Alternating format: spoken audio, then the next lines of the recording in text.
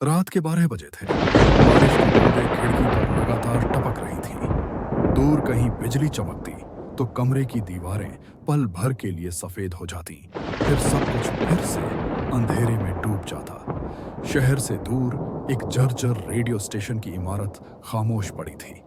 वर्षों से बंद पड़ा वह स्टेशन किसी भूतिया स्मृति जैसा लगता था। लेकिन उस रात अचानक वह चालू हो गया। शुरुआत में सिर्फ स्टैटिक की आवाज आई, श्श, टस जैसी।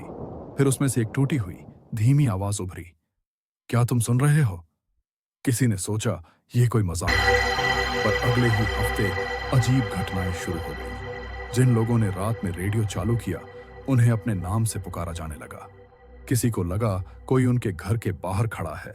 किसी ने सपना देखा, ऐसा सपना जो उसका नहीं था, जिसमें अजनबी चेहरों ने उसे घेर लिया था। यह सब सुनकर रेडियो स्टेशन का आखिरी कर्मचारी एलेक्स मार्लो परेशान हो गया।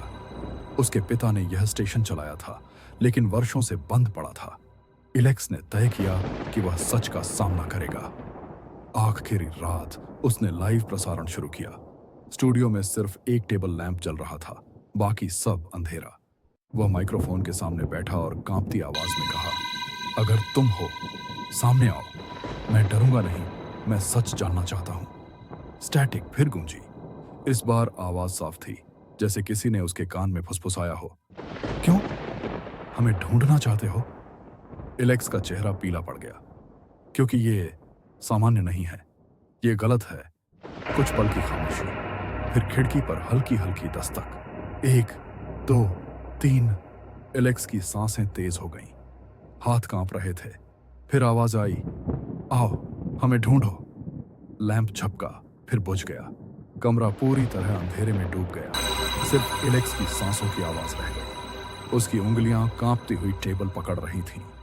फिर स्टैटिक में से एक गहरी अजीब सी गुर्राहट सुनाई दी, जैसे कोई शिकारी करीब आ रहा हो।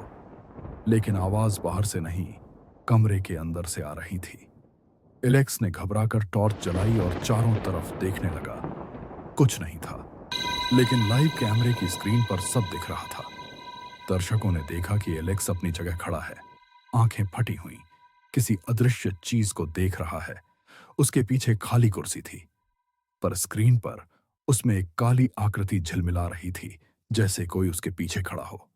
उसने हाथ बढ़ाया और तभी प्रसारण कट गया। अगली सुबह स्टूडियो वैसा ही मिला। मशीनें चल रही थीं, लेकिन एलेक्स का कोई पता नहीं। कमरे में एक ठंडी हवा थी और दीवार पर गहरे नाखूनों जैसे निशान।